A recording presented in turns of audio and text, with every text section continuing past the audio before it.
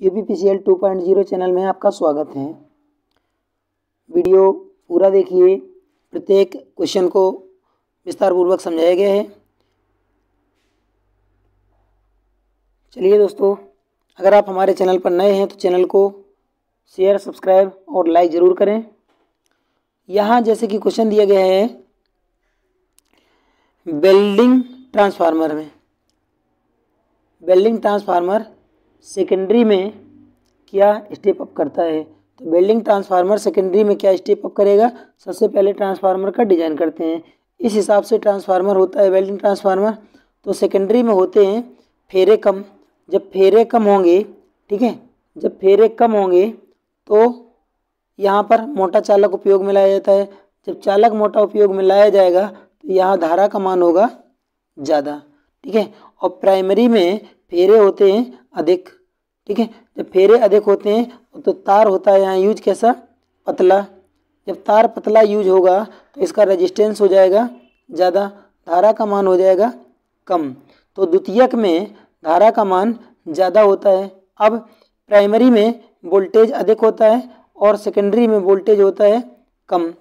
तो जो welding transformer है ये सेकेंडरी में वोल्टेज को स्टेप डाउन करता है और करंट को स्टेप अप करता है, क्योंकि करंट प्राइमरी की अपेक्षा सेकेंडरी में बढ़ जाती है। तो इस क्वेश्चन का राइट आंसर होगा करंट। ए ऑप्शन राइट है।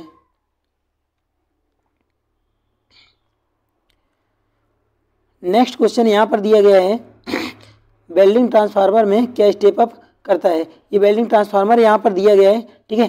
जैसे कि आपको आंसर बताया गया था करंट, यहाँ पर इसमें क्या रहता है, पहला पॉइंट जो है ये पावर का रहेगा। इसके बाद लास्ट वाला पॉइंट जो रहता है ये अर्थ के लिए रहता है। इसके बाद ये सभी वोल्टेज के लिए रहते हैं। जो वेल्डिंग ट्रांसफार्मर होता है इसमें वोल्टेज का रेटिंग कितना होता है, AC के लिए 70 से किसी बुक में आपका 100 मिलेगा, तो किसी बुक में 70 से 110 मिलेगा। परंतु SSC के एग्ज़ाम में यही क्वेश्चन आया था तो उसमें किया गया था आंसर सही कितना, 70 से 1000 वोल्ट, ये सही किया गया था। तो वेल्डिंग ट्रांसफार्मर में सेकेंडरी में वोल्टेज का वैल्यू कम होता है और करंट का वैल्यू, धारा का मान होता है ज़्यादा। नेक्स्ट क्वेश्चन है कौन सा एक वेल्डिंग का टाइप नहीं है। तो यहाँ पर पूछा गया है क्वेश्चन कौन सा एक वेल्डिंग का टाइप नहीं है, ठीक है। तो टंगस्टन इनर्ट गैस, इसका पूरा नाम होता है टंगस्टन, ठीक है। क्या नाम होता है, टंगस्टन इनर्ट गैस, ठीक है। अक्रिय गैस होती है tungsten inert gas. Tungsten inert gas मतलब टंगस्टन के साथ और गैस मिला करके तब ये आर्क वेल्डिंग की जाती है। ये तो वेल्डिंग का प्रकार होता है।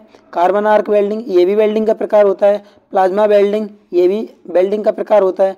परंतु मरकरी आर्क वेल्डिंग नहीं होता है। ये मरकरी आर्क जो होता है ये एक प्रकार का लैंप होता है, ठीक है। और मरकरी आर्क रेक्टिफायर होता है, परंतु मरकरी आर्क जो है ये वेल्डिंग नहीं होता है। तो आपका कौन सा ऑप्शन सही होना चाहिए, option number D.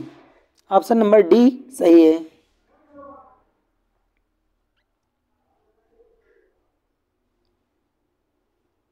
Option number D यहाँ पर आपका सही हो जाएगा। नेक्स्ट यहाँ देखते हैं कि जैसे कि मैं बता चुका हूँ आप लोगों को कि ये जो है तीन के तीनों क्या हैं, वेल्डिंग के प्रकार हैं, परंतु ये वेल्डिंग का प्रकार नहीं है।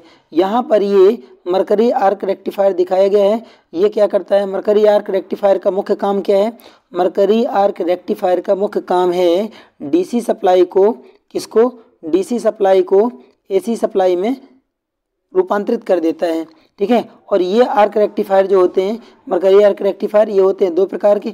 एक होता है कांच के खोल में और एक होता है स्टेनलेस स्टील, किसके में, स्टील के खोल में। तो जो स्टील के खोल में जो मरकरी आर्क रेक्टिफायर होता है उसकी क्षमता ज़्यादा होती है कांच की अपेक्षा। चलिए नेक्स्ट क्वेश्चन, अगला क्वेश्चन है यहाँ कौन सा वेल्डिंग का भाग नहीं है। तो दोस्तों याद रखना जो केबल है ये SSC के पेपर में सही किया गया है कि केबल वेल्डिंग का भाग नहीं है। बाकी इलेक्ट्रोड हैं, हैंड स्क्रीन है, होल्डर, ये सब केबल के भाग हैं, परंतु केबल जो है ये वेल्डिंग का भाग नहीं है, ठीक है। इलेक्ट्रोड, हैंड स्क्रीन, होल्डर ये सभी केबल के वेल्डिंग के भाग हैं, लेकिन केबल जो है वो वेल्डिंग का भाग नहीं है। यहाँ देख सकते हैं वेल्डिंग के बहुत सारे पार्ट्स दिए गए हैं। तो यहाँ पर जो केबल जो ट्रांसफार्मर में लगाई जाती है उस केबल का जिक्र नहीं किया गया है। बाकी यहाँ पर वेल्डिंग ट्रांसफार्मर मतलब वेल्डिंग के लिए इन सभी इंस्ट्रूमेंट का उपयोग किया गया है। ठीक है, इसका ये आंसर रॉन्ग है, ये डी ऑप्शन आपका राइट है। एसएससी के एग्जाम में ये पूछा गया था। नेक्स्ट क्वेश्चन है धूसर ग्रे आयरन, ठीक है, को आमतौर पर खालिस्तान वेल्डिंग द्वारा वेल्डित किया जाता है, जिसको हम लोग जनरली भाषा में क्या कहते हैं, कच्चा लोहा। इसको वेल्डिंग करने के लिए हम कौन सी विधि का उपयोग करते हैं? तो याद रखना दोस्तों, इस वेल्डिंग को करने के लिए गैस वेल्डिंग उपयोग में लाई जाती है। जो कच्चा लोहा होता है जिसको धूसर ग्रे आयरन कहते हैं, इसके लिए गैस वेल्डिंग का उपयोग किया जाता है। पहला ऑप्शन आपका राइट हो जाएगा। अगला क्वेश्चन यहाँ पर दिया गया है, आर्क वेल्डिंग के लिए डीसी निम्न में से किसके द्वारा निर्मित होती है? तो आर्क वेल्डिंग जो होती है उसमें डीसी जो हमको प्राप्त करनी होती है, ये किसके द्वारा? एमजी सेट के द्वारा कर सकते हैं। इसमें एमजी सेट जो होता है इसको हम मोटर जनित्र सेट भी कहते हैं। ठीक है, एमजी सेट मतलब मोटर जनित्र सेट भी कहते हैं। ठीक है, और अगला यहाँ पर दिया गया है रेगुलेटर। तो रेगुलेटर के द्वारा तो सप्लाई प्राप्त कर नहीं सकते हैं, रेगुलेटर के द्वारा सप्लाई को क्या करते हैं, कम या ज़्यादा कर सकते हैं।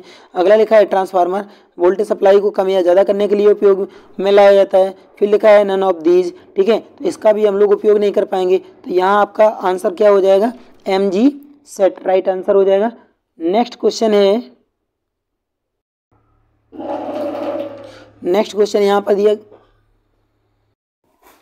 नेक्स्ट क्वेश्चन है निम्न में से कौन सा वेल्डिंग का सहायक नहीं है? अब यही क्वेश्चन आपको फर्स्ट में दिखाया जा रहा था, निम्न में से कौन सा वेल्डिंग का सहायक नहीं है। एसएससी 2018 में ये क्वेश्चन आया था। ठीक है, इसका पहला ऑप्शन राइट है।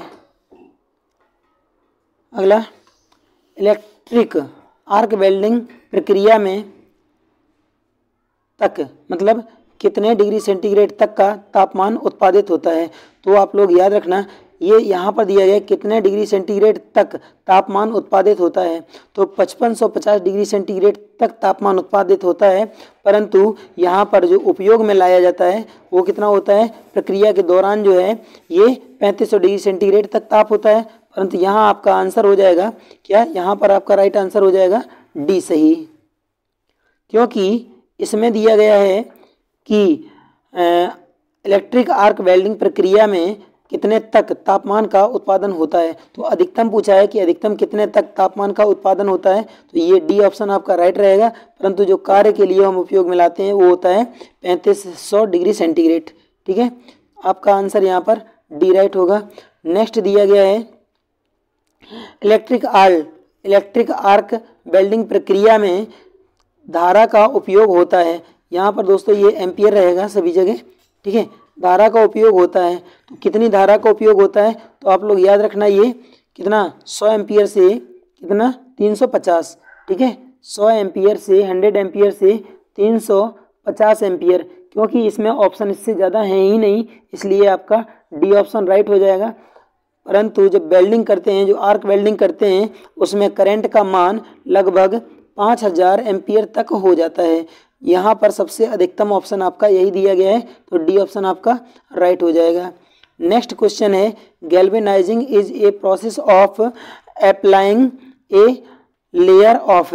जो कोई भी अगर हमको एक किसी के ऊपर किसी वस्तु के ऊपर अगर गैल्वेनाइजिंग की क्रिया के द्वारा जो परत लगाई जाती है, ठीक है, या लगानी है, तो ये परत किस धातु की होगी या किस पदार्थ की होगी? ठीक है, तो ये मतलब गैल्वेनाइजिंग के समय जो परत चढ़ाई जाती है वो किस धातु की होती है? एल्युमिनियम की, लेड की, कॉपर की, जिंक की। तो दोस्तों याद रखना, इस पर जिंक Zn की लेयर लगाई जाती है। ऑप्शन नंबर डी आपका राइट हो जाएगा। नेक्स्ट क्वेश्चन दिया गया है एक निर्बाध पाइप में क्या क्या हो सकता है? भार रहित वेल्डेड जोड़, भाप रहित वेल्डेड जोड़, स्पॉट वेल्डेड संयुक्त, आर्क वेल्डेड जोड़। अगर हम इनसे अगर ये जोड़ करेंगे, ठीक है, तो क्या होगा? पाइप लीक कर सकता है, इसलिए यहाँ पर कोई जोड़ नहीं होना चाहिए। पाइप में किसी भी प्रकार का कोई जॉइंट नहीं होना चाहिए। अगर पाइप में जॉइंट होगा तो ये क्या होगा? ये लीक करेगा। ठीक है दोस्तों, thank you for my watching. हमारे वीडियो को लाइक, शेयर और सब्सक्राइब जरूर करें। प्रतिदिन वीडियो देखने के लिए हमारे चैनल पर कंटिन्यू बने रहें।